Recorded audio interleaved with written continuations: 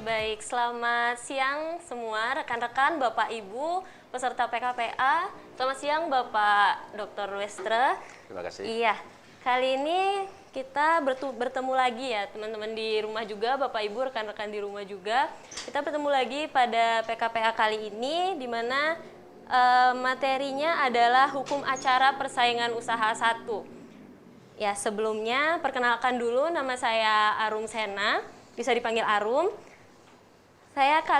Pembicara kita kali ini adalah Bapak Dr. Iketut Westra SHMH. Beliau merupakan salah satu dosen dari Fakultas Hukum Universitas Udayana. Adapun riwayat pendidikan dari Bapak Ketut Westra ini, lulusan sarjana S1 Fakultas Hukum Universitas Udayana, kemudian mengambil S2 di Universitas Padjadjaran Bandung, dan telah lulus Dr. S3 di Fakultas Hukum Universitas Brawijaya Malang. Ya mungkin itu saja perkenalannya biar tidak memperpanjang waktu karena kita juga sudah telat 10 menit lebih ya. Jadi waktu dan tempat saya persilakan Bapak untuk membawakan materi dan kita mulai. Terima kasih. Baik, terima kasih Saudari Moderator, Saudari Harum. Dulu beliau adalah mahasiswa saya. Iya benar. Dan mungkin dari peserta ada yang mahasiswa saya. Ya. Jadi untuk PKPA periode ini dan saya memang tiap tahun diberikan kesempatan untuk memberikan materi tentang terutama berkaitan dengan masalah hukum acara persaingan ya. Jadi ya demikian juga saya dengan Pak Wayan Purwito juga sering dipakai untuk memberikan keterangan ahli dan sudah beberapa kali diminta memberikan keterangan ahli.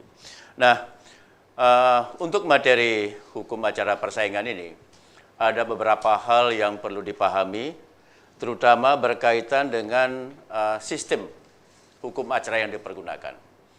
Sebenarnya hukum acara persaingan usaha ini, yaitu hukum material kan dalam praktek monopoli dan persaingan usaha tidak sehat ya. Boleh saya berdiri ya? Silakan Bapak. Ya, nggak enak kalau nggak berdiri. Iya. Kalau kita bicara pada Undang-Undang 599 tentang praktek monopoli dan persaingan usaha tidak sehat, disinilah sebenarnya nanti bagaimana hukum acara persaingan ini bisa berfungsi. Artinya bila mana hukum acara persaingan usaha ini berjalan. Ketika ada apa? Ketika ada konflik atau masalah dalam Undang-Undang 599. Kalau kita lihat, hukum acara tidak akan berfungsi ketika tidak ada konflik. Ya, jadi awalnya konfliknya itu di Undang-Undang 599. Ketika ada bicara praktek monopoli dan persaingan usaha tidak sehat, yang dominan menimbulkan persoalan adalah yang gimana? Ada dua pola atau skema persaingan. Saya ingat ada dua pola atau persaingan yang ada dalam Undang-Undang 599. Yang bagaimana yang mempunyai dominan untuk memunculkan persoalan-persoalan. Ketika timbul persoalan, jelas disinilah hukum acara akan berfungsi, akan berperanan, ya kan?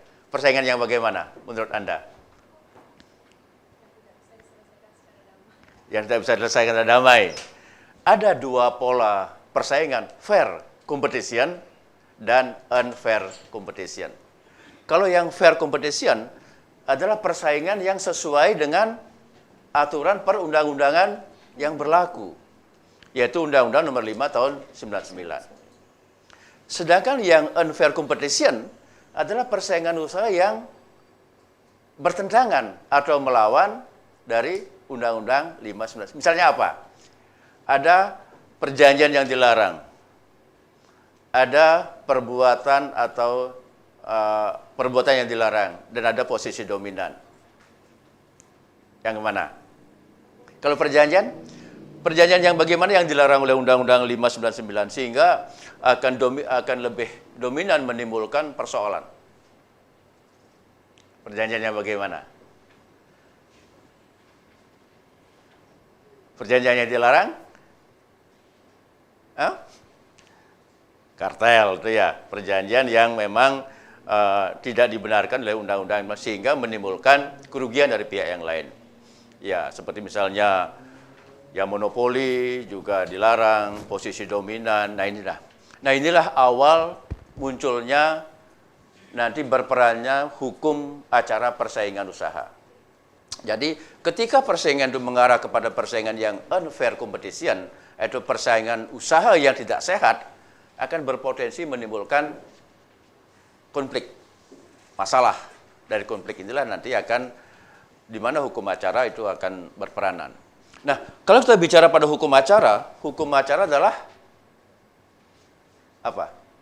Karena nanti di sini rohnya di sini, hukum acara adalah masa lupa ah. Bagaimana? Hukum acara adalah hukum bagaimana cara-cara mempertahankan pelaksanaan dari hukum material. Ya ini. Jadi kalau kita lihat bahwa dalam pelaksanaannya ini, bahwa bagaimana hukum acara kan hukum formil ya. Hukum yang mengatur bagaimana cara-cara melaksanakan pelaksanaan daripada hukum material. Ketika dalam hukum material terjadi konflik, terjadi masalah, disinilah bagaimana cara penyelesaiannya ada dalam hukum formil, hukum acara, bagaimana cara-cara beracara dalam menyelesaikan konflik terhadap persaingan usaha. Ya. Oke. Jadi kalau kita lihat di sini nanti sebenarnya yang menjadi agenda pembahasan dalam hukum acara persaingan usaha ini yaitu tentang, nah kita bicara latar belakang munculnya Undang-Undang 599. Itu kan hukum materialnya. Itu silakan. Itu perlu Anda pahami. Karena bagaimanapun juga bahwa konflik itu muncul ketika ada persoalan di hukum material. Tapi nanti itu materi tersendiri ya. Materi tentang praktek monopoli dan persaingan usaha tidak sehat. Kemudian nanti akan bicara juga perlunya hukum acara. Nah, apakah dalam persaingan usaha ini atau praktek monopoli dan ini memerlukan hukum acara tersendiri? Bisa nggak dipakai hukum acara perdata atau HIRRPG? Bisa? Tidak, dia mempunyai hukum acara tersendiri. Di sini nanti kita akan bicara apa-apa yang menjadi dasar di dalam menyelesaikan persoalan-persoalan dari hukum acara persaingan usaha. Nah, demikian juga bagaimana proses law enforcement, bagaimana proses penegakan hukum acara persaingan usaha. Artinya bagaimana tahapan mekanisme dalam hukum acara persaingan usaha. Pertama adalah nanti pasti PKPU. Ya. Apa itu? PKPU? Atau yang mempunyai kewenangan pertama untuk menyelesaikan segala persaingan usaha?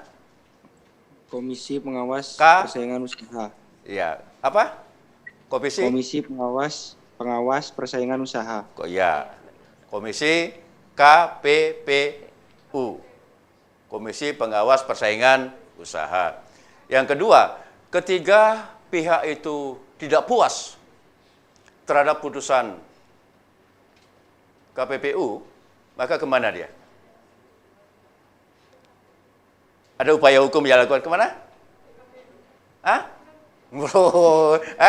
Ada 3 lembaga yang nanti mempunyai kewenangan di dalam menyelesaikan persoalan-persoalan persaingan usaha. Yang pertama, Komisi Penyelesaian Persaingan Usaha KPPU. Kemudian, ketika tidak puas, ada yang tidak puas terhadap putusan KPPU, kemana? Pengadilan Negeri. Ketika tidak puas lagi terhadap putusan Pengadilan Negeri, kasasi ke Mahkamah Agung. Itulah nanti lembaga-lembaga yang mempunyai kewenangan di dalam penegakan daripada hukum acara persaingan usaha. Nah, melihat dari dasar hukum, apa yang dipakai dasar hukum dalam penyelesaian persoalan-persoalan persaingan usaha, jelas pertama adalah ketika KPPU itu akan tunduk pada Undang-Undang 599. Kemudian juga ketika itu akan masuk kepada keputusan Presiden nomor 99, kemudian juga ada peraturan KPPU nomor 1 tahun 2010 yang sudah diganti dengan peraturan KPPU nomor 1 tahun 2019 dan juga ada peraturan Mahkamah Agung. Ya, nanti itu akan menjadi pokok bahasan kita.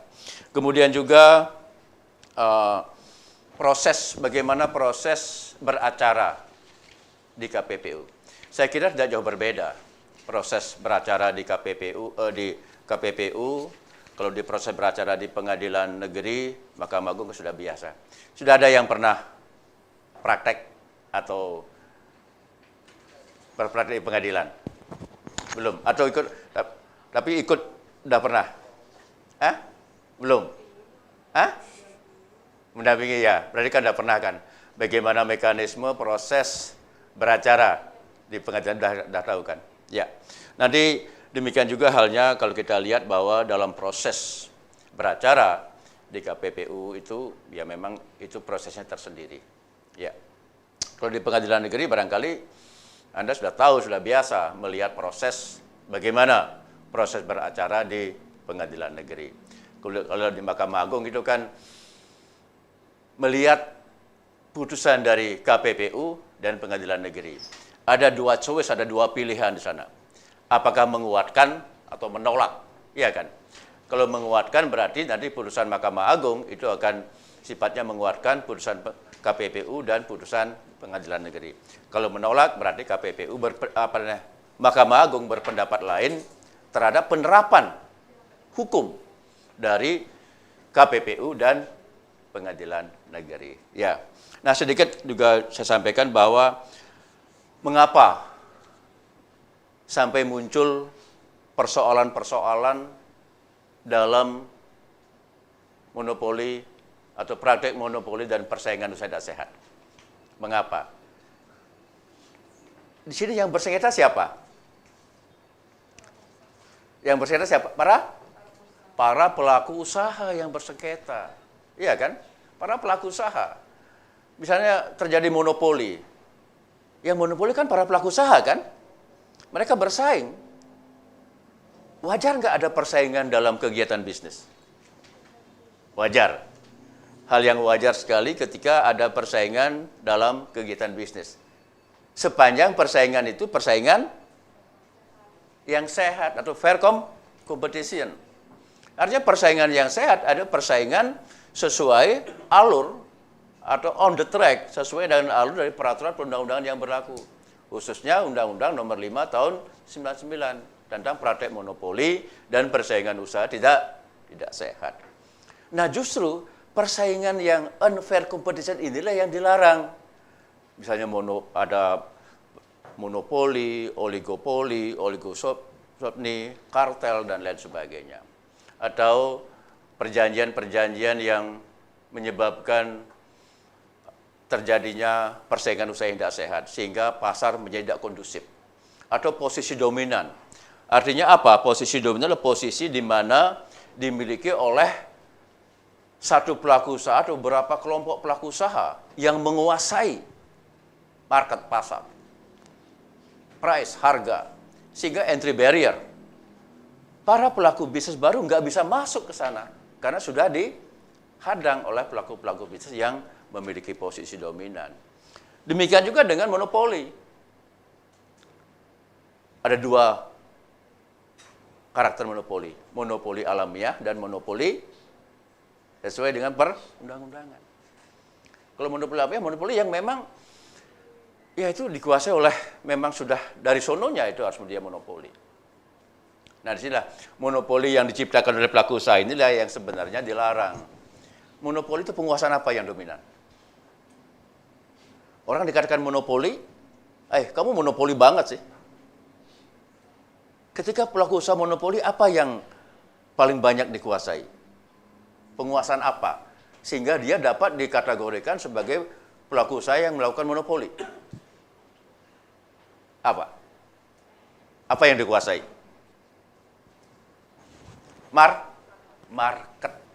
Marketplace. Ya, penguasaan pasar itu kan menyebabkan monopoli. bisa juga penguasaan produk, barang atau jasa. Dari hulu sampai ke hilir, penguasaan pasar, penentuan harga. Itu menyebabkan monopoli. Sehingga pelaku-pelaku usaha lainnya nggak bisa masuk ke dalamnya karena sudah diblokir oleh pelaku-pelaku usaha yang sekelompok pelaku usaha atau beberapa pelaku usaha. Inilah sebenarnya yang dilarang. Nah, di sini kalau kita lihat bahwa yang menyebabkan terjadinya persaingan usaha yang sangat ketat adalah era globalisasi. Globalisasi itu akan menciptakan adanya persaingan semakin ketat. Namun semakin ketat sepanjang itu sesuai dengan aturan yang berlaku, no problem, nggak masalah kan? Justru persaingan usaha yang di luar undang-undang inilah yang nanti akan menimbulkan persoalan. Karena tidak sesuai dengan kaidah-kaidah yang ada di dalam Undang-Undang 5/1999. Kemudian hubungan para pelaku bisnis semakin cepat. Sekarang di era globalisasi, contoh kasus sekarang, COVID. Sekarang ini kan usaha ini sekarang menjadi tren. Bagus banget dan prospek banget. Iya kan? Kita nguji di kampus, daring, online. Ngajar online. Sekarang termasuk ini pun juga online kan. Ya. Artinya apa? Dengan kemajuan bidang teknologi, dunia menjadi apa? Sama kayak Anda bawa HP. Mendekatkan yang jauh, mendekatkan yang jauh, menjauhkan yang dekat kan. Anda duduk sekarang semua main HP. Yang diajak main HP, WA, yang di Jakarta, Surabaya. Teman di samping Anda nggak pernah disentuh kan? Apa? Artinya dunia tanpa batas, borderless. Artinya tanpa batas, kapan saja, di mana saja, dengan siapa saja Anda bisa berkomunikasi. Ini juga mengakibatkan terjadinya persaingan usaha. Di era COVID sekarang, penyediaan masker, sanitizer untuk pada undang-undang kesehatan, ya kan? Bukan pada BPOM ya, Badan Pengawas Makanan kan? Sanitizer. Sekarang sanitizer yang ada, yang beredar di pasar, apakah semua sudah mengikuti aturan undang-undang kesehatan? Yes. Enggak kan? Masker. Ada masker N95, N90 ya, yang itu. Apakah masker yang Anda pakai sudah memenuhi persyaratan untuk kesehatan? Ya, ini hal baru. Nah, di era COVID ini banyak produk-produk sanitizer yang tanpa mengikuti aturan kesehatan. Ketika dia menimbulkan persoalan. Ini karena apa? Karena persaingan antara para pelaku usaha. Ketika orang memakai sanitizer yang tidak mengikuti aturan kesehatan, menjadi merah-merah, alergi dan sebagainya, siapa bertanggung jawab? Siapa yang bertanggung jawab ketika Anda justru memakai masker, ketika Anda memakai masker, Anda sesak napas? Karena maskernya tidak sesuai dengan produk yang disyaratkan dalam Undang-Undang Kesehatan. Oke, kalau masker mungkin, kalau dulu sebelum COVID, kalau ada yang sesak napas, yang cewek saya pertama kali memberikan napas buatan. Yang cowok enggak usah. Kalau sekarang, orang sesak napas, baik cewek cowok nggak ada yang berani ngasih napas buatan. Ya kan? Orang jatuh ketabrak, padahal dia sakit karena tabrakan, nggak berani orang. Kenapa? Karena situasi. Force majeure. Iya kan? Ya, kalau kita lihat di sini sekarang sanitizer yang beredar. Karena pelaku usaha ini nggak jelas, semua buat produk. Tapi pelaku usahanya tidak mengikuti aturan yang ada dalam Undang-Undang Kesehatan. Ketika produknya itu dipakai oleh masyarakat, oleh konsumen, menimbulkan gangguan, kerugian, siapa yang bertanggung jawab? Pelaku usaha? Distributor? Siapa? Konsumen lari pada Undang-Undang Perlindungan Konsumen. Nah ini hal yang baru. Nah, jadi persaingan usaha ini, kalau persaingan usaha wajar saja di dunia bisnis. Karena bisnis sifatnya profit oriented. Orang bisnis sama dengan orang politik. Ketika orang politik, pikirannya apa? Mindsetnya apa? Kekuasaan, kekuasaan, kekuasaan, kekuasaan. dengan menghalalkan segala cara. Kalau orang bisnis, apa? Cuan ya. Profit untung tanpa memperdulikan apakah itu teman, apakah apa, yang penting gua untung. Iya kan? Kita bersaing oke. Tapi disinilah kadang-kadang kalau orang nggak sabar, orang-orang nggak dia memakai persaingan usaha yang tidak sehat. Ya. Tapi ini juga perlu dibuktikan bahwa Anda menekan dia monopoli, buktikan terpenuhi nggak unsur-unsur monopoli, oligopoli, oligopsoni, terbukti nggak? Ada kartel, terbukti nggak dia? Ini perlu pembuktian.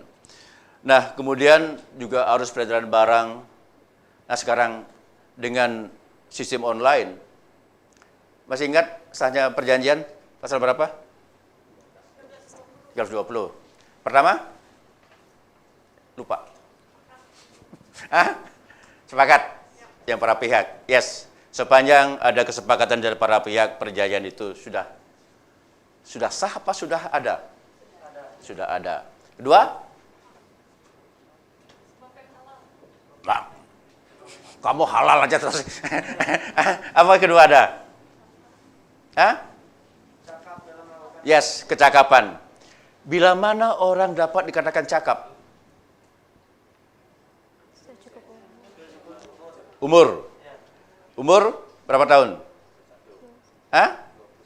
21 betul BW kalau ke barat kan? 17, 18. Ayo berapa lagi? Undang-undang perkawinan yang baru. 16.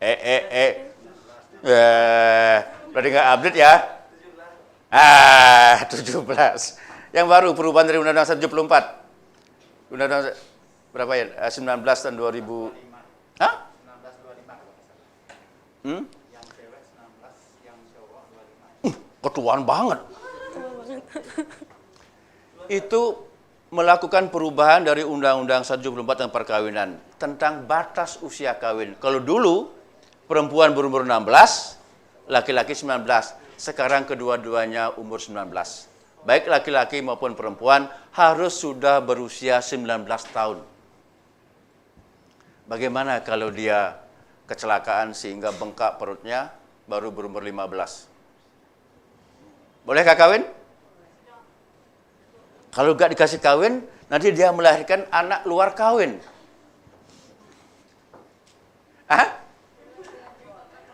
Boleh.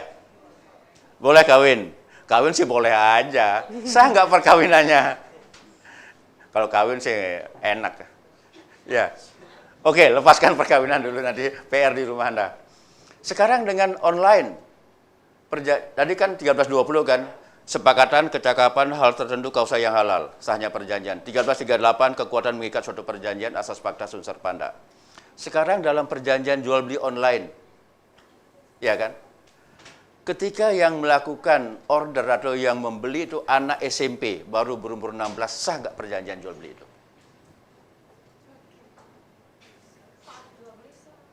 Sah nggak jual beli itu? Sedangkan dalam perjanjian harus sudah cakap dewasa umurnya 19. Sekarang dia baru berumur SMP berapa? Anak SMP berapa umurnya? 15. Dia melakukan jual beli by online. Sah nggak perjanjian itu? Karena dia belum dewasa. Karena syarat sahnya perjanjian adalah kedewasaan. Tidak sah. Secara yuridis formal, cacat. Secara subjekto, error and subjekto. Secara fakta, ya ada di lapangan. Banyak anak adik-adik kita kan baru SMP, bahkan SD, sudah melakukan transaksi by online. Iya kan? Saya paling sering juga. Terutama vitamin-vitamin itu. Untuk kejantanan. Ya, nah ini gitu. Nah, ini apakah ini termasuk ketika pelaku usaha melakukan hal ini termasuk persaingan usaha enggak? Apakah dia harus mendata isi umur, nama, alamat, biasanya kan nama, alamat, telepon, itu aja kan? Enggak dicantumkan umur kan? Sedangkan syarat untuk sahnya perjanjian itu ada yang nomor 2 adalah kecakapan. Bicara cakap adalah bicara kedewasaan. Bicara dewasa adalah bicara umur. Sah nggak perjanjian ini? Apakah ini tidak merupakan persaingan usaha dari para pelaku usaha untuk menarik minat? Yang ditarik pasti minat, bukan tangan ya. Ya, benar ya. Ya, silakan nanti. Kemudian juga berkaitan dengan persaingan di antara pelaku bisnis semakin kompetitif. Ya, itu menyebabkan kemudian perkembangan regulasi. Nah, kalau kita bicara perkembangan regulasi, sekarang sudah perkembangan regulasi sudah ya, kadang-kadang kita hampir kalau nggak update terus ketinggalan. Sama tadi kan undang-undang perkawinan, karena kan nggak tahu kan undang-undang perubahannya kan. Ya kan? Itu ada undang-undang. Bukan diganti tapi perubahan. Sama dengan keputusan peraturan PKPU itu yang 1/2010 itu sudah diganti dengan 1/2019 tentang tata cara pelaksanaan daripada penanganan persaingan usaha. Ya, kemudian juga perkembangan regulasi dan pola penyelesaian sengketa manajemen. Nah, ini hal-hal inilah yang menyebabkan atau memunculkan persoalan-persoalan di dalam unfair competition. Kalau orang bisnis, ada nggak orang bisnis yang jujur? Ada nggak? Ada. Kalau Anda sebagai pelaku bisnis, Anda jujur nggak? No, no way. Anda beli 10.000, apakah Anda akan jual 10.000? Jujur Anda? Iya, nggak mungkin lah kamu jujur. Kalau jujur nggak dapat untung, bangkrut kamu, pilot kamu ya. Iya, kamu beli 10.000 sampai demi Tuhan, pang tabrak motor, pang lilik sepur, beli 15. Nggih, mungkin Bapak beli dah 18. 2 tambah 5 untungnya. Nggak ada pelaku usaha yang jujur, Neng. Pasti bohong, Hah? Pasti bohong. Tapi ketika kebohongan itu untuk kebaikan dia mendapatkan untung, itu masalah. Kalau pelaku usaha jujur, benar-benar jujur, buntung dia, bangkrut. Ya, cuman sepanjang itu tidak menimbulkan kerugian terlalu besar. Kalau Anda beli 10 jual, Pak yang beli yang 10, Pak 10 ampun. Ngapain Anda kerja rodi? Iya kan? Ya, inilah. Oleh karena itulah di sinilah karena saking mereka segera mendapatkan untung yang besar dengan cara akhirnya ditempuh persaingan usaha yang tidak sehat, membuat perjanjian di antara pelaku usaha untuk biar yang lain tidak bisa masuk, fake price, harga yang sekarang sama dengan diskon itu. Apakah diskon itu merupakan persaingan usaha yang tidak sehat di antara pelaku usaha? Sehat nggak? Itu trik bisnis, trik market. Yang satu ngasih diskon 15%, yang satu ngasih 20%, yang ngasih 35%. Sehat nggak? Pada jenis barang yang sama loh. Ayo berpikir lagi kan? Jenis barang yang sama. Di satu penjual A ngasih 15%. Udah dapat diskon. Pedagang B, 20%. Pedagang C, 30%. Jenis barang yang sama. Sehat nggak persaingan ini?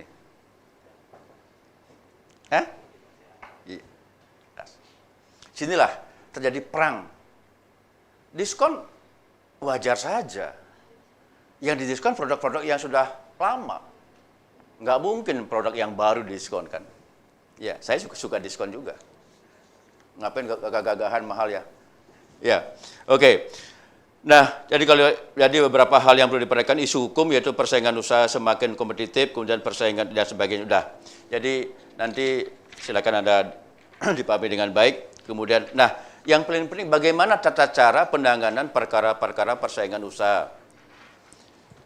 Ya, timbulnya perkara-perkara persaingan usaha itu bisa, satu, karena laporan masyarakat atau laporan pelaku usaha yang lain atau inisiatif KPPU. Ya, kebetulan dulu yang menjadi komisioner KPPU adalah teman saya yang di Brawijaya. Bu, siapa namanya? Ya ini. Jadi ada beberapa pola penanganan perkara yang berdasarkan laporan masyarakat. Pasti masyarakat melihat bahwa ada pola-pola persaingan yang tidak sehat, dia bisa melaporkan. Dan karena ketika terjadi persaingan usaha yang tidak sehat, yang dirugikan siapa? Hah? Yang dirugikan siapa? Konsumen? Pelaku usaha yang lain? Konsumen. Iya kan? Ketika terjadi pelaku usaha yang persaingan yang nggak sehat, yang di satu sisi merugikan pelaku usaha yang lain, di sisi lain yang paling rugi adalah konsumen. Konsumen ada dua, konsumen antara dan konsumen akhir. Konsumen antara adalah konsumen yang membeli barang untuk diperjualbelikan kembali. Konsumen akhir, konsumen yang membeli barang untuk dikonsumsi sendiri. Yang mendapat perlindungan adalah konsumen akhir. Sehingga ketika konsumen, masyarakat pada umumnya melihat ada kecurangan, dia berhak melaporkan. Oh, ini ada persaingan usaha nggak sehat loh. Sehingga kami sebagai konsumen dirugikan. Oke. Kemudian, inisiatif KPPU sendiri. KPPU apakah lembaga apa-apa? Lembaga apa-apa? Apa organisasi? Lembaga negara? Ya? Dia berada di bawah struktur negara? Iya. Dia mewakili negara dalam melakukan pengawasan persaingan usaha. Lembaga negara. Ya. Nah, jadi kita lihat bahwa bagaimana cara langkah-langkah untuk penanganan persaingan usaha. Yang pertama adalah identifikasi masalah. Nah, nanti Anda udah lulus PKPA, dapat sertifikat, disumpah. Anak saya lawyer juga loh. Anak nomor 2, anak saya nomor 1 dokter. Begitu tugas di Wangaya sudah COVID di UGD. Saya nggak pernah enak tidur, makan nggak enak. Anak saya nomor 2 ikut di lawyer Bernard. Dia udah lulus juga. Nah, identifikasi masalah. Anda pertama mengidentifikasikan apakah termasuk masalah-masalah dalam persaingan usaha atau tidak. Jangan sampai Anda salah menerapkan hukum acara. Orang bukan tidak termasuk ke dalam perkara-perkara persaingan usaha, tetapi Anda terapkan hukum undang-undang atau cara-cara penanganannya persaingan usaha, ya nggak kena. Identifikasi masalah, berarti Anda mengidentifikasi dulu apakah ini merupakan permasalahan-permasalahan di bidang hukum monopoli, apakah hukum perdata, apakah hukum pidana, apakah hukum administrasi dan sebagainya. Ya, itu paling penting. Pertama identifikasi. Kemudian yang kedua, identifikasi masalah. Masalahnya apa? Ketika dia berada dalam domain atau ranah hukum persaingan usaha, apakah ada masalahnya monopoli? Apakah masalah kartel? Oligopoli? Oligopoli? Dan perjanjian yang dilarang? Itu harus dirumuskan. Temukan masalahnya. Ketika Anda sudah bisa merumuskan masalahnya, baru Anda cari, terapkan hukum acaranya apa. Sama dengan wan prestasi dengan on reh matih dat. Pasal berapa? Lupa dah. Pasal berapa? On reh matih dat. Hah? Buka. Baru udah lulus bukunya ditaruh di pelangkiran, dibuatin. Enggak, terus taruh di mana? Di lemari, dikunci. Pasal berapa? Ini mahasiswa saya. Hah? Ngawur aja. Apa 3? Orang Madedat 1365 neng perbuatan itu perbuatan melawan hukum. Kadang hakim sendiri susah membedakan antara wan prestasi dengan on reh matih dat, perbuatan melawan hukum. Kalau wan prestasi, apa umbrella X-nya payung hukumnya? Sehingga dapat dikatakan wan prestasi. Wan prestasi, ingkar janji, cedera janji sama. Anda pernah nggak ingkar janji? Hah? Pernah? Sama pacarnya? Sama suami? Tuh ketawa. Pernah kan? Nggak ada manusia yang nggak pernah ingkar janji. Dalam hidupnya. Cuman bobotnya yang berbeda. Sama pacarnya bilang, Mas, aku sini ya. Padahal enggak. Tapi apa? Hah? Anda pernah nggak berkomitmen dengan pacar, dengan suami? Pernah kan? Pernah sepakat nggak? Tapi apakah harus tertulis?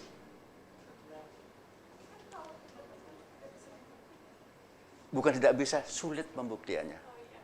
Ya. Perjanjian tidak harus tertulis. Perjanjian bisa dalam bentuk tulis dan bentuk lisan. Tulis pun beda, ada akta otentik atau di bawah tangan. Ya, lisan. Ketika tidak ada pengingkaran terhadap perjanjian yang bersifat lisan, no problem. Sama, sempurna mengikatnya. Ketika ada pengingkaran terhadap perjanjian yang bersifat lisan, istilah diperlukan alat-alat bukti yang lain. Ya, nah sama halnya. Ketika Anda melihat persoalannya apa, persaingan usaha, harus dilihat dulu. Ya, saya katakan tadi, ketika Anda bilang ya sepakat, apakah sudah ada perjanjian itu? Sudah. Perjanjian lahir ketika ada kata sepakat. Ketika ada, Neng, yuk keluar yuk. Yuk, oke, sepakat kan? Udah ada perjanjian kan? Jam berapa? Jam 7. Saya tarik jam 7, Anda udah keluar duluan. Ingkar janji nggak? Yes. Sering kan? Lumayan, bagus. Jujur. Ya, ya kalau cewek tidak pernah ingkar janji, bukan cewek namanya. Ya, kecuali merpati yang tidak pernah ingkar janji. Ya, kemudian ada identifikasi, ada kualifikasi masalah, analisis ini yang paling penting. Ketika Anda menemukan suatu persoalan hukum, analisa yang paling penting. Harus dianalisa. Ada teori sebagai pisau analisis. Teori apa yang dipakai? Ketika Wan prestasi, teori Wan prestasi. Perbuatan lawan hukum ganti rugi, teori ganti rugi. Ya, istilah harus ada. Yang perlu Anda analisis, apakah persoalan ini merupakan persoalan hukum atau tidak? Apakah setiap persoalan hukum? Apakah setiap persoalan hukum? Hah? Enggak. Tidak setiap persoalan hukum.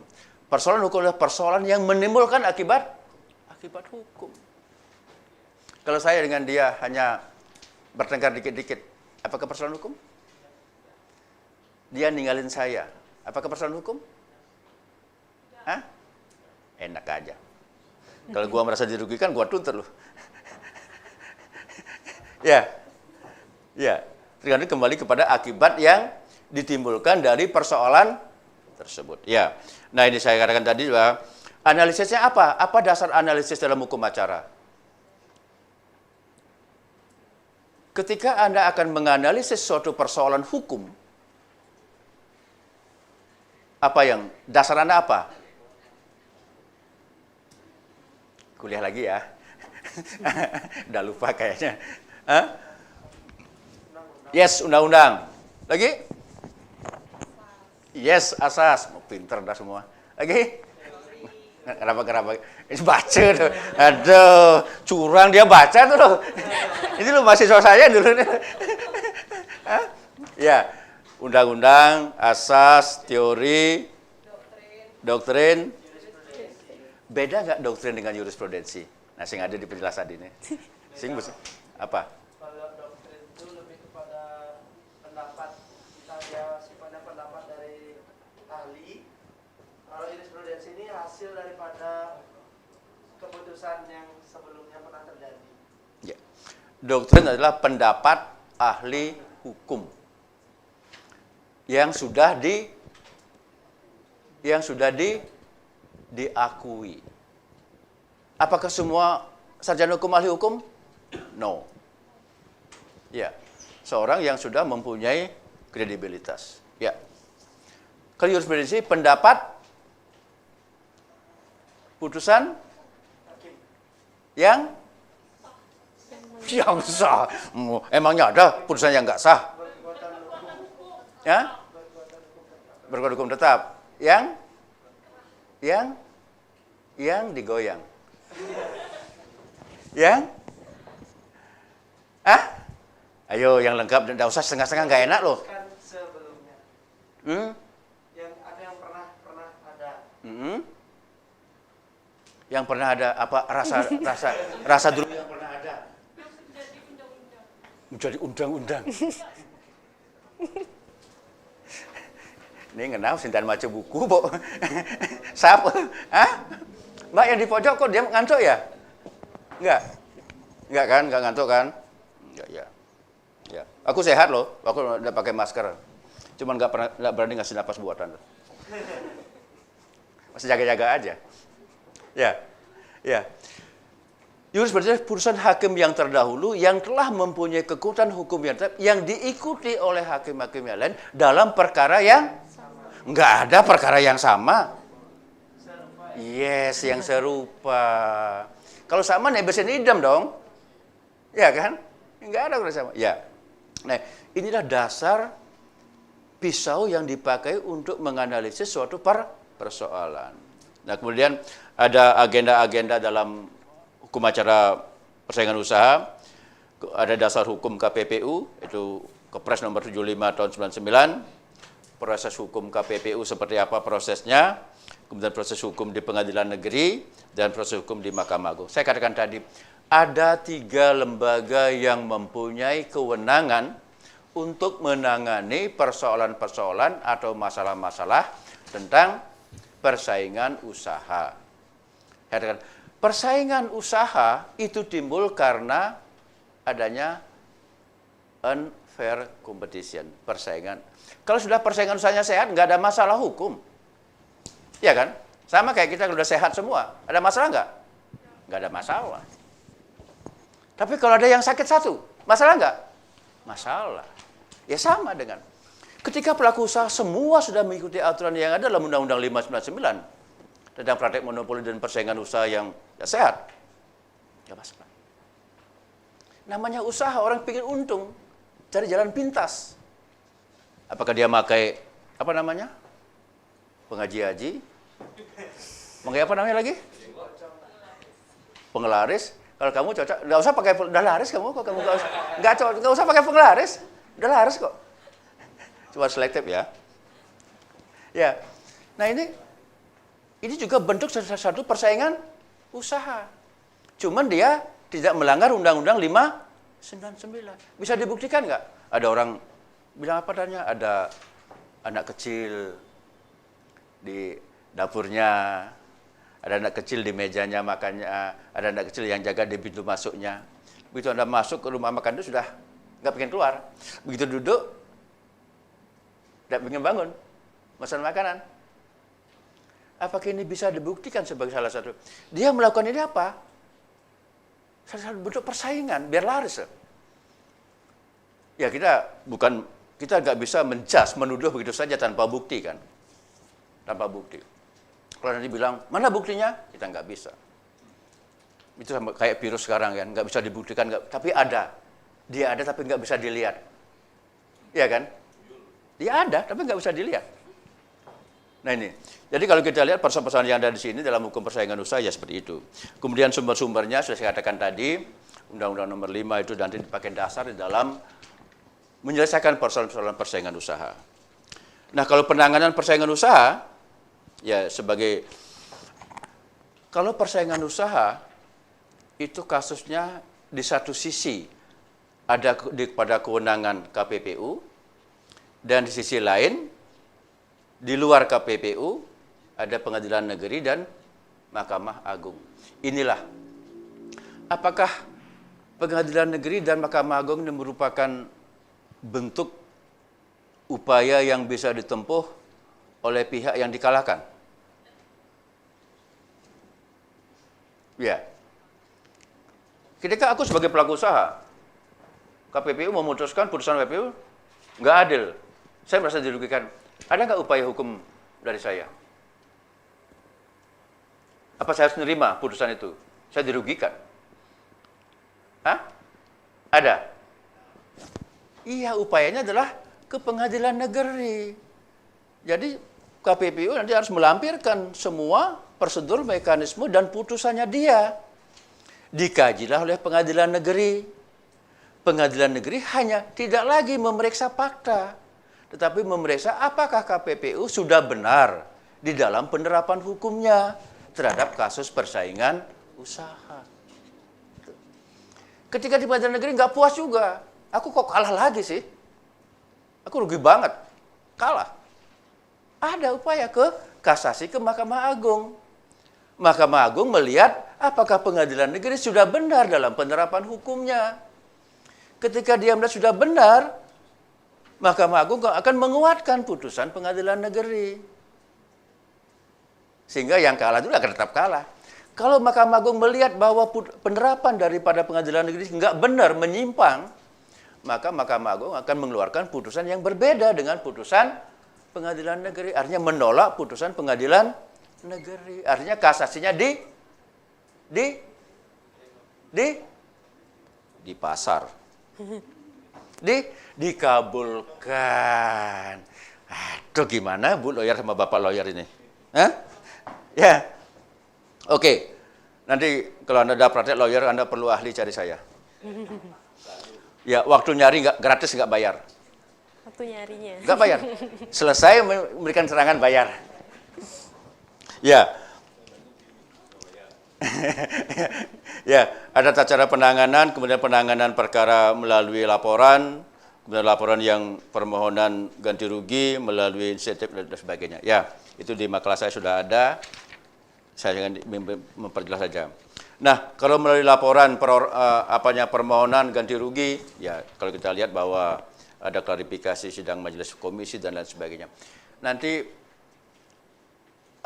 mungkin di era sekarang, next ke depan di era globalisasi ekonomi, mungkin yang banyak persoalan persaingan usaha ya. Akan banyak. Mungkin nanti persoalan hukum yang bersifat yang klasik itu akan sudah semakin berkurang. Justru sekarang dalam era ekonomi 4.0, ya, seperti kosong ini akan menimbulkan banyak persoalan hukum bidang ekonomi. Apalagi sekarang di era digital, dalam artian bahwa nanti semua akan buy online. Nah, ini akan menimbulkan persoalan juga. Sekarang ada seperti misalnya PT dengan yang virtual office. Udah saya ada bimbing tesis di MKN tentang virtual office. Ada ya? Ini salah satu virtual office, nyewa kan? Tapi kan sifatnya sementara kan? Tapi kalau PT ya virtual office, berarti kan dia kedudukan hukum legal seat-nya. Tapi padahal dia nyewa itu kan? Ketika habis gimana? Persoalan kan? PT ada legal seat dan legal operasional. Legal seat tempat kedudukan hukum di mana dia berada. Sehingga nanti dia akan menentukan wilayah hukumnya. Dia akan, apakah wilayah hukum pengadilan negeri Denpasar atau di mana. Kaitannya ke sana. Ya. Nah, kalau kita lihat nanti persaingan usaha akan semakin ramai, semakin tambah kompetitif, dan semakin mempergunakan digital ini, IT ini. Dan saya kebetulan di S2 Universitas mengajar hukum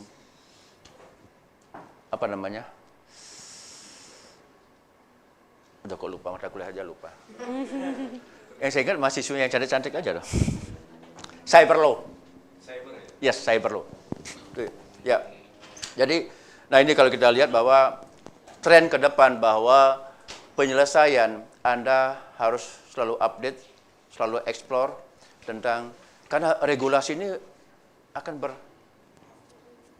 sesuai dengan kebutuhan. Nanti Undang-Undang PT 40.000 sudah ada rancangannya. Iya, banyak. Dan karena apa? Aturan-aturan di bidang bisnis paling cepat berubah dengan aturan di bidang hukum umum, kalau pidana dan yang lainnya. Bisnis itu tergantung daripada pergerakan bisnis. Ya, itu akan mengikuti pergerakan bisnis. Sehingga dalam undang-undang PT dan lain sebagainya nanti akan berubah terus. Karena bagaimanapun juga ini sejalan dengan dinamika perkembangan bisnis. Ketika kondisinya berubah, dia memerlukan aturan-aturan hukum yang berubah. Iya kan? Pembaruan sama dengan teori pembangunan Mokhtar. Ingat? Hukum sebagai pembaruan masyarakat, law as a tool of social engineering. Baru nggak? Yes, law as a tool of social engineering. Dan law as a tool of social control. Awas, jangan dihilangkan R-nya. Beda artinya deh. Law of social control. Ya. Di satu sisi hukum sebagai pembaruan masyarakat, di satu sisi hukum sebagai kontrol terhadap peraturan. Apakah sudah berjalan dengan baik atau tidak. Jadi sekarang hukum sebagai panglimanya mendorong bagaimana masyarakat biar bisa berubah. Demikian juga dalam hukum bisnis. Kegiatan-kegiatan bisnis ada aturannya. Makanya antara ekonomi dengan hukum merupakan satu kesatuan. Karena saya juga ngajar di ekonomi, pengantar hukum bisnis. Ya, ini. Nah, kita lihat laporan-laporannya, silakan tahapan kajian dan sebagainya. Ini saya hanya memberikan dalam tataran normatif. Sebentar lagi Bu Iva, tataran praktis karena hakim pengadilan tinggi. Ya, nanti bagaimana mekanisme prakteknya tentang hukum persaingan usaha. Nah, coba lihat bagian terakhir saya, yang ini. Alur penyelesaian sengketa bisnis. Sebenarnya apa yang saya katakan tadi, Anda dengan baca ini sudah cukup. Ya. Alurnya, mekanisme itu beracara di KPPU, itu pasti kasus-kasus yang ada berkaitan dengan masalah yang ditangani di KPPU itu bisa terjadi antara subjeknya, antara pelaku usaha dengan pelaku usaha dengan masyarakat, dan pelaku usaha dengan pihak yang lain. Siapa pihak yang lain? Siapa pihak lain? Hah? Siapa yang masuk? Hah? Bisa. Ya mungkin saja, karena dalam hubungan hukum, dalam kontrak itu ada G2G, G2V, V2V. Pernah dengar? Belum. G2G, government to government. Berarti kontrak itu antara negara dengan negara. G2V, government to private. Antara negara dengan pihak swasta, private orang. V2P, private to private, orang perorangan. Bisa saja G2V, government to private. Contohnya apa? Kontrak pengadaan barang dan jasa. Pengadaan, vendornya private, swasta. Pemakainya, usernya, negara. Sini terjadi permasalahan. Bisakah antara ini terjadi persaingan yang tidak sehat? Bisa saja. Persaingan usaha tidak sehat bisa muncul baik antara G2V maupun V2P, apalagi V2P. Berpotensi besar sekali. Ya, nah ini. Kemudian alurnya seperti apa? Macam-macam pemeriksaan. KPPU akan memeriksa kasus-kasus tentang persaingan usaha yang dasarnya adalah laporan masyarakat tadi dikatakan, laporan masyarakat ataupun laporan dari pihak pelaku usaha, dan inisiatif KPPU. Kira-kira yang inisiatif KPPU ini jalan nggak? Jalan nggak? Artinya bagaimana persentase penyelesaian case yang didasarkan pada laporan masyarakat atau laporan dari pelaku usaha yang lain dengan inisiatif KPPU. Yang mana kira-kira persentasenya lebih besar? Yes. Pasti dari laporan masyarakat. Karena merasakan masa dirugikan. Sama halnya dengan kasus-kasus yang terjadi di Jakarta. DPD dengan apa itu ya? Yang jelas ketika ada di antara pelaku usaha merasa bersaing dan persaingan tidak sehat, ternyata menimbulkan kerugian, bukan kerugian pada pelaku usaha, tapi juga kerugian kepada masyarakat konsumen. Ini sepanjang indikasinya, sepanjang karakteristiknya memenuhi unsur-unsur dari unfair competition, apakah monopoli, oligopoli, oligopsoni, perjanjian yang dilarang, posisi dominan, yes, itu merupakan case masalah persaingan usaha atau monopoli. Ya. Kemudian juga dari alur ini hukum acaranya, ya, hukum acaranya akan berlaku keputusan KPPU nomor 5 tahun 2000 yang sekarang diganti dengan keputusan KPPU nomor 1 tahun 2019 ya, dan 2010 sudah diganti. Karena ini mengapa saya katakan? Karena ada perkembangan dari pola-pola persaingan usaha. Saya katakan tadi, sebenarnya persaingan usaha itu sangat wajar banget, sangat wajar sekali. Sepanjang persaingannya sesuai dengan aturan yang berlaku. Akan menjadi tidak wajar persaingan usaha itu ketika dia melanggar ketentuan-ketentuan dalam Undang-Undang Nomor 5 Tahun 99. Di sana ada perbuatan mana yang diperbolehkan, perbuatan mana yang tidak diperbolehkan, persaingan mana yang dibolehkan, persaingan yang sehat. Bagaimana yang sehat, yang sesuai dengan aturan.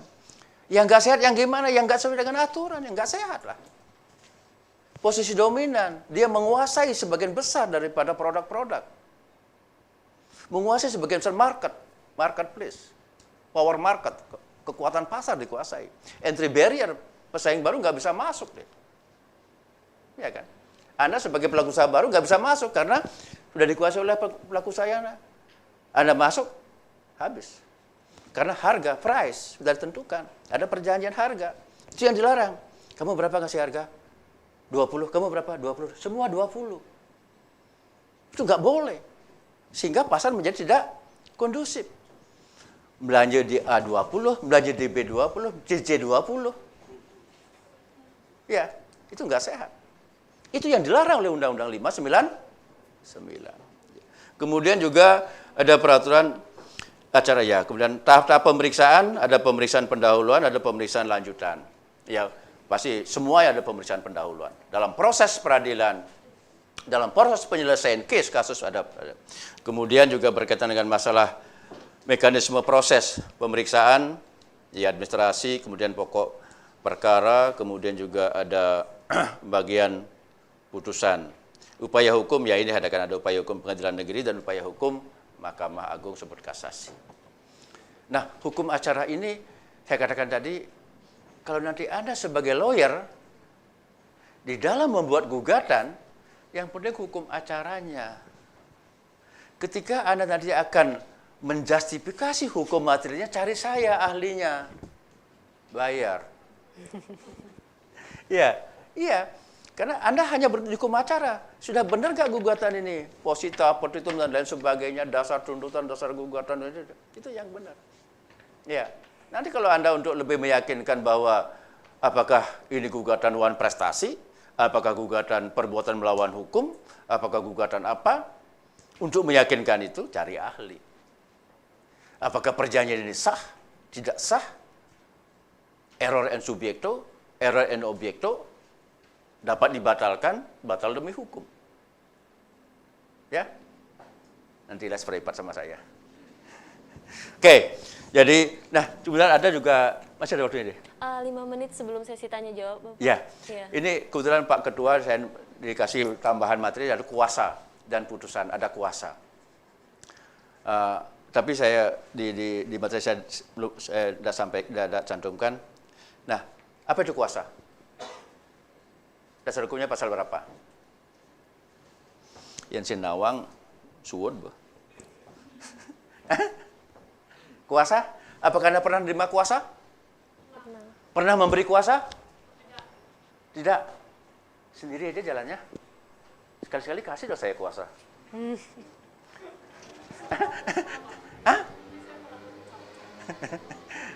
Apakah kuasa itu perjanjian? Ya. Antara siapa dengan siapa? Ya. Dasar hukum kuasa? Pasal? BW? Burgerlijk Wetboek, bukan beli Westre. Mobil saya 13 BW. Kalau mahasiswa gampang sekali.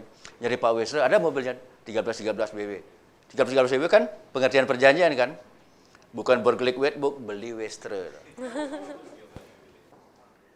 Pasal berapa? 17, 9? 2. Nah, ketika kuasa itu perjanjian antara si pemberi kuasa dan si penerima kuasa. Kuasa adalah perjanjian dan pemberi dan penerima untuk atas nama melakukan apa? Melakukan suatu perbuatan yang diberikan oleh si pemberi kuasa. Ketika perjanjian, kita masuk pada prinsip perjanjian. Perjanjian tidak dapat dibatalkan secara sepihak. Tadi saya ada lawyer nyari untuk ahli tentang perjanjian barang dalam suasana COVID. Apakah COVID itu termasuk force majeure? dia sudah ngasih uang muka, ini pembelian keramik di Italia, marmer di Italia untuk pembangunan hotel di Nusa Dua. Dia sudah membayar uang muka untuk pembelian marmer di Italia, pihak penjual sudah memesan, barangnya sudah ada, ketika dikirim masalah COVID. Sekarang dia meminta tolong kembalikan uang muka saya. Boleh. Apakah pandemi ini termasuk force majeure atau opermah? Termasuk opermah atau force majeure? Anda untuk mengadakan masuk tidaknya harus tahu kriterianya. Force majeure adalah suatu keadaan di luar kemampuan manusia, manusia tidak bisa menghindar, tidak bisa diprediksi pada saat membuat perjanjian, dan menimbulkan kerugian. COVID ini di luar kemampuan kita kan? Di luar. Pernah kita bayangkan akan ada COVID? Enggak pernah.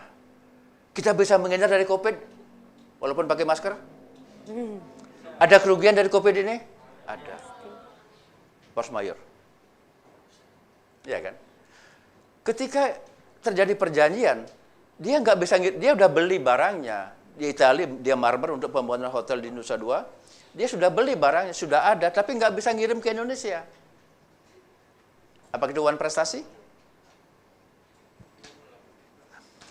Apakah pihak pembeli bisa menuntut uang mukanya kembali, DP-nya kembali? Bukan Dewi Persik ya, tapi DP Don Feynman. Saya bilang, ini termasuk force majeure yang bersifat sementara. Force majeure tidak membatalkan perjanjian, tetapi menunda pelaksanaan perjanjian. Tidak bisa dia meminta uangnya, DP-nya. Kalau dia meminta, kita meminta, saya kerugi loh, sudah mesen, sudah dibuatin, ganti rugi. Force majeure hanya mempunyai sanksi penundaan terhadap pelaksanaan dari perjanjian. Udah gampang 20 juta dah masuk kantong. Kalau Surabaya 35 lah, saya bilang. Surabaya 35 dah. Tapi takut juga loh. Harus tes apa namanya, Pak? Mending saya naik mobil pribadi aja dah. Takut orang saya sehat, nanti tes swab tahu reaktif, ngerengkesang terus. Coba Anda, psikolog saya, sehat, dirapid, nah, rapid ini bukan hanya untuk virus corona saja, untuk semua jenis virus. Anda flu biasa, Anda rapid, reaktif. Anda batuk sedikit, rapid, reaktif. Padahal batuk biasa kan, bukan corona. Saya bilang, seharusnya saya dari ahli di Lombok juga, teman minta dari UNRAM, waduh ini harus rapid macam-macam bah, gitu ya. Nanti psikologis bisa imun turun kan? Iya, yang seharusnya nggak keluar penyakitnya bisa keluar penyakitnya kan? Iya, iya. Tapi lebih baik kita ya percaya diri aja lah, minum yang banyak ya. Ya, kalau saya minum susu yang banyak. Saya udah lama nggak makan nasi, saya makan buah sama daun. Makanya seger. Oke Bapak, mohon maaf waktunya untuk pas sudah selesai. Silakan. Ya, oke, terima kasih. Silakan moderator. Baik, terima kasih atas pemaparan materinya, luar biasa sekali tadi Bapak Ketut Westra. Sekarang kita buka untuk sesi tanya-jawab. Untuk sesi pertama, saya buka untuk 3 penanya terlebih dahulu. Mungkin dari yang ada di sini sambil menunggu yang di rumah, ada yang ingin bertanya mungkin? Ada yang kurang jelas? Oke, baik Bapak Nyoman. Iya. Iya, itu silakan digunakan. Perkenalkan diri dulu mungkin Bapak. Ya, Arum dan juga Bapak Doktor ya. Terima kasih atas waktunya. Perkenalkan saya Nyoman Ardana. Ya, saya mau menanyakan tentang KPPU ya. Iya. PPU atau Komisi Pengawas Pelaku Usaha. Persaingan usaha. Persaingan ya. Ya maaf ya. Tadi disinggung kalau ada dalam pelaku usaha ini ada persaingan yang tidak sehat, otomatis ada yang pihak pelaku usaha yang dirugikan. Nah ini harus ke KPPU dulu. Nah, kenapa kok tidak langsung ke pengadilan? Yang saya tanyakan, KPPU ini apakah lembaga peradilan, apa mungkin ada di bawah naungan dari dalam hal ini negara? Begitu Pak Dokter. Terima kasih banyak. Simpel aja. Baik, terima kasih Pak Nyoman. Ya, Pak Nyoman. Saya Pak Ketut Pak Nyoman. Berarti adik saya. Ya. Memang kalau kita lihat, inilah saya katakan tadi bahwa untuk Undang-Undang 595 mereka mempunyai susunan lembaga penyelesaiannya tersendiri.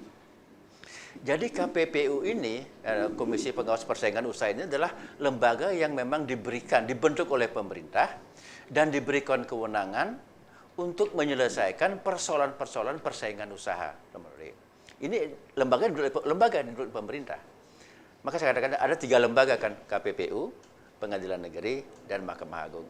KPPU ini adalah lembaga-lembaga yang punya kewenangan yang pertama. Ketika ada persoalan-persoalan berkaitan dengan masalah persaingan usaha. Nah, harus KPPU dulu mengadakan. Sama halnya dengan perlindungan konsumen, kan ada perlindungan konsumen yang sifatnya. Ya, sana dulu. Setelah KPPU melihat persoalan yang ada, apakah memenuhi unsur-unsur dari apakah monopoli dan sebagainya, termasuk yang dilarang, perjanjian dilarang dan perjanjian dilarang, nanti KPPU akan memutuskan. Karena KPPU lah lembaga yang paling tahu, yang paling ada di bawah, yang dibentuk oleh pemerintah, diberikan kewenangan oleh pemerintah untuk mengawasi persaingan-persaingan usaha. Nah, ketika sudah di KPPU akan diberikan keputusan ternyata pihak yang bersengketa ini, pihak yang ini tidak puas, ada upaya hukum mengajukan ke Pengadilan Negeri. Setelah Pengadilan Negeri nggak puas juga dia melihat, kok saya kalah lagi, kok saya begini, ke Mahkamah Agung. Inilah jalur mekanisme proses penyelesaian sengketa yang bersifat persaingan usaha. Jadi KPPU lembaga milik negara. Ya, tersendiri, dia independen dia. Khusus untuk menangani masalah-masalah persaingan usaha. Oke, baik. Gimana? Sudah cukup jelas, Bapak? Ya, silakan. Pak KPPU ini beranggotakan berapa orang atau mungkin dari mana saja anggotanya untuk dalam hal sengketa ini? Terima kasih. Ya, untuk KPPU ini ada dari unsur pemerintah pasti ada, kemudian dari unsur pelaku usaha, dan dari unsur akademisi. Ya, itu ada 3 unsur. Sukarmi, teman saya yang di Brawijaya, dia komisioner KPPU. Ya, Sukarmi, Dr. Sukarmi, itu sama-sama saya di Unpad dulu. Itu ada 3 unsur. Karena mengapa? Karena biar benar-benar nanti putusan yang diambil adalah putusan yang benar mencerminkan keadilan. Kajian dari aspek akademisnya, dari dosennya apa? Kajian dari pelaku usaha seperti apa? Dari pemerintah seperti apa? Jadi ada 3 unsur di sana. Oke? Ya. Terima kasih banyak. Ya. Maaf kalau saya tidak bisa memuaskan Anda. Kalau saya memuaskan yang cewek, saya bisa. Baik. Baik, penanya selanjutnya. Nah, ini ya, saya bisa memuaskan ini. Amelia terlebih dahulu ya, Amelia. kemudian disusul dari Mbak. Mudah-mudahan puas Amelia ya. Ya. Ini udah hidup ya? Oh ya. Pegangnya yang benar pegangnya. Oke. Pak Westra, saya Amelia. Amelia. Saya murid bimbingan Bapak juga waktu skripsi. Waduh. Sorry ya. Beda banget soalnya pakai masker dulu. Iya. Kalau saya masih gampang kumisnya dilihat ya. Jadi ini saya mau bertanya. Jadi Iya. kalau misalnya pelaku usaha itu kan bisa berbentuk badan hukum.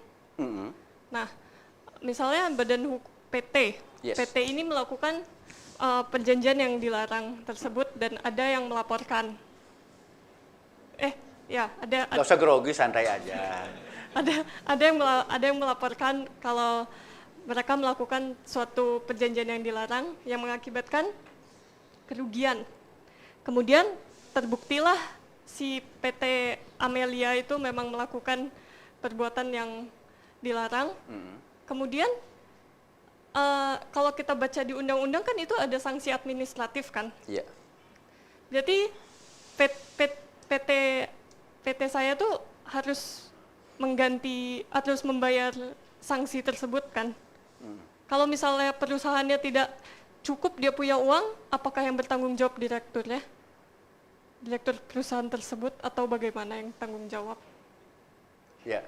Ya. Itu. Itu. Ya. Terima kasih, Pak. Iya. Kalau perjanjian terlarang, asal jangan buah yang terlarang. Ada. Dalam Undang-Undang 599 ada perjanjian dilarang, ada perjanjian penetapan harga, itu dilarang. Perjanjian persekongkolan itu dilarang. Persekongkolan artinya antara pelaku usaha yang satu dengan yang lainnya bersekongkol mereka tentang penetapan harga itu dilarang. Nah, kalau badan usaha kan ada dua, badan usaha yang berbadan hukum, saya singkat dengan BH, badan hukum yang ber-BH, jangan ngeres ya. Ya. Kalau Amelia pasti ber-BH dah. Ya, badan usaha yang berbadan hukum PT, yayasan, koperasi. Yang tidak berbadan hukum adalah UD, ada One Man Corporation, kemudian ada CP, Community Partners Hub, dan ada firma. Nah sekarang PT kan, PT Amelia. Nah siapa yang bertanggung jawab ketika PT Amelia melakukan perbuatan dan perjanjian terlarang kan begitu kan? Sehingga menimbulkan kerugian bagi orang lain. PT ada Orhan kan, RUPS, lagi? Direksi? Komisaris. Kumis ya bukan kumis Aris ya. Kalau komisaris, kumis yang bikin tidurnya Aris itulah. Ya. Komisaris yang mempunyai kewenangan untuk mewakili perseroan dalam melakukan perbuatan hukum baik di dalam maupun di luar adalah direksi direktur. Nah, kalau direkturnya dalam membuat perjanjian dengan pihak ketiga, biasanya ini saya pernah menangani kasus. Dia umpama Ketut Westre, lengkapnya Dr. Ketut Westre SHMH, berat kali dokternya soalnya. Ya, saya berat kali 4 tahun dokter sampai pusing sampai itu. Tidak menyebutkan selaku direktur PT ini berarti perbuatannya perbuatan pribadi. Ketika dalam perjanjiannya menimbulkan kerugian bagi orang lain, yang berhak, yang berkewajiban menanggung kerugian bukan PT tetapi dia pribadi. Tetapi kalau dokter saya selaku direktur PT Amelia melakukan perbuatan hukum menimbulkan kerugian, yang menanggung kerugian PT Amelia. Nah, dalam undang ini ada sanksi administrasi dan sanksi perdata, ganti rugi kan. Sanksi administrasi pasti jelas, PT-nya akan diberikan teguran. Apakah dia nanti itu dalam status blacklist, sehingga tidak boleh melakukan perbuatan-perbuatan yang lainnya, atau ganti rugi harus mengganti kerugian-kerugian yang timbul sebagai akibat daripada perjanjian yang dilarang oleh undang-undang. Ingat, saya pernah menangani kasus ini, dia hanya dengan nama pribadi, tidak selaku direktur. Ternyata dia membuat perjanjian dengan pihak ketiga, mengambil uang perusahaan dipakai melakukan membeli sebagainya macam. Tapi barang yang dibeli itu untuk kepentingan dia. Dia beli mobil untuk istrinya, beli rumah untuk anaknya. Tapi yang diambil uang perusahaan. Tetapi dia di sana sandungannya dia selaku direktur PT ini.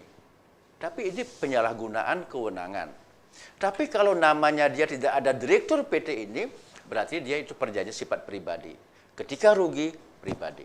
Tapi kalau direkturnya mencantumkan selaku direktur PT ini, berarti PT yang menanggung kerugian. Gitu. Lagi apa? Terima kasih. Cukup. Masa segitu aja cukup dah. Ya, oke. Baik, sebelum lanjut untuk yang hadir di sini, ini kita ada pertanyaan Bapak dari Bapak Inyoman Sudirgayasa. Saya bacakan, apakah perbuatan karyawan di SPBU yang merugikan konsumen pengisian volume minyak termasuk kategori masuk ranah KPPU? Ya. Nah, kalau perbuatan pegawai SPBU ya, pegawai SPBU yang melakukan perbuatan curang kepada konsumen ya, kepada konsumen. Di sini intinya persaingan usaha itu adalah persaingan antara pelaku usaha dengan pelaku usaha yang lainnya. Di sini kan pekerja SPBU merugikan konsumen, dia lari kepada perlindungan konsumen. Artinya dia menimbulkan kerugian kepada konsumen, bukan kepada pelaku usaha yang lainnya. Sini kan satu SPBU. Kalau antara SPBU satu, SPBU lain itu melakukan persaingan yang tidak sehat, apakah tentang penetapan harga dan lain sebagainya, sehingga menimbulkan kerugian bagi konsumen, baru dia ke KPPU. Ya, tapi kalau itu merugikan konsumen, dari pelaku usaha ini menimbulkan kepada konsumen, dia lari kepada Undang-Undang Perlindungan Konsumen. Ya. Mau tanya Pak. Ya, silakan. Biasanya sebuah kekurangan volume itu terjadi karena instruksi ataupun karena kelakuan daripada PT yang menangani SPBU itu. Iya. Itu terjadi sampai sekarang masih terjadi seperti itu, sehingga masyarakat itu akan terugikan. Dia di satu sisi SPBU A mendapatkan volume bagus, SPBU lain mendapatkan volume kurang bagus. Jadi bukan karena perbuatan, karena dia inisiatif sendiri, tetapi karena memang tersetel mesinnya itu dari PT yang menguasai SPBU itu. Apakah tidak bisa masuk KPBU atau langsung ke pengadilan negeri? Ya. Demikian. Baik, kalau itu terjadi setting di antara pelaku usaha yang lainnya, ini kan, maaf ini Pak, yang jelas bahwa pihak-pihak dalam kasus persaingan usaha itu adalah sengketa antara pelaku usaha yang satu dengan pelaku usaha yang lain. Ya gitu kan, itu kunci pertama subjeknya. Kemudian ada objeknya adalah seperti tadi, di setting di SPBU yang lainnya bisa pasti pas kan Pak ya, pasti pas ada. Di SPBU yang lainnya tidak pasti pas kita beli. Nah ini apakah ini masuk ke dalam unsur-unsur daripada persaingan usaha? Apakah yang dirugikan apakah pelaku usaha yang lainnya ataukah konsumen?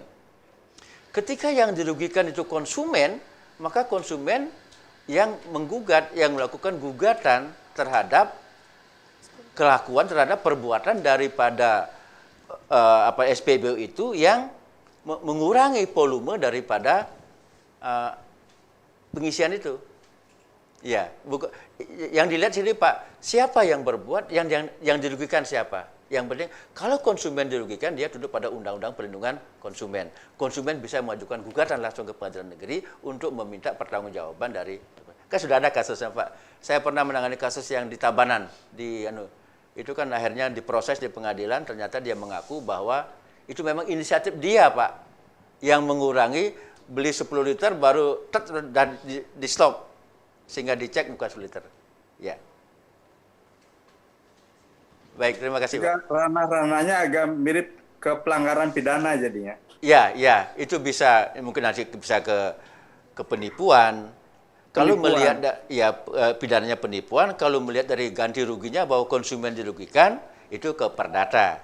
Lebih banyak kepada gugatan ganti rugi terhadap perbuatan dari sisi pegawai. Ya, Pak. Terima kasih Bapak. Terima kasih sama-sama. Terima kasih Bapak Sudirgayasa. Sudah ada 3 penanya, apa waktunya masih ada?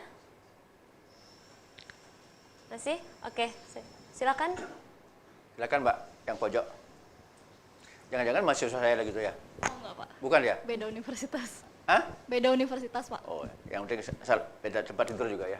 Iya. Alhamdulillah. Alhamdulillah. Saya maunya sama gitu loh. Gitu. Selamat sore, saya Riri Irmanti.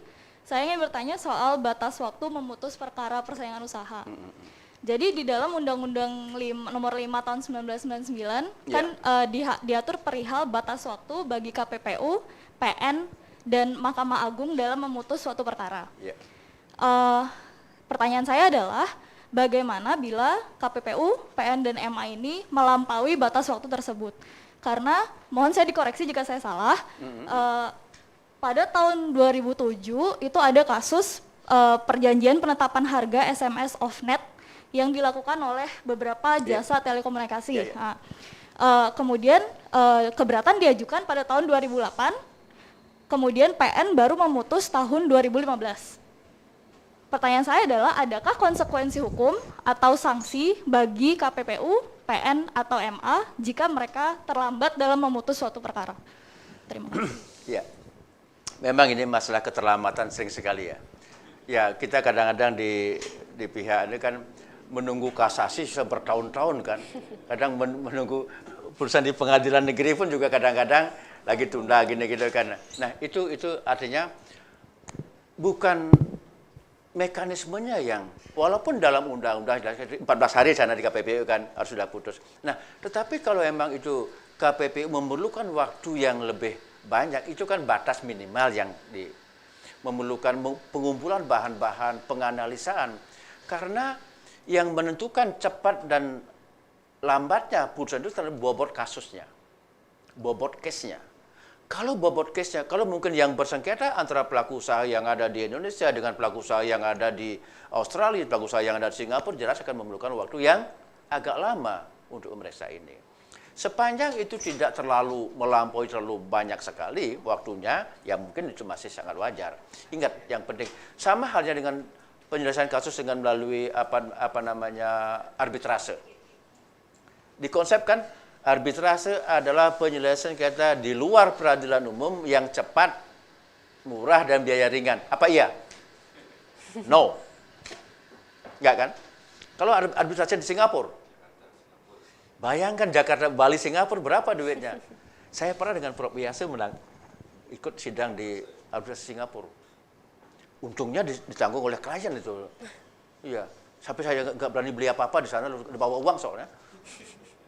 Dan itu akan berbeda. Sama dengan kasus Hotel Indonesia dengan Malaysia ya. Itu arbitrase berapa? 20 tahun itu loh. Nggak putus.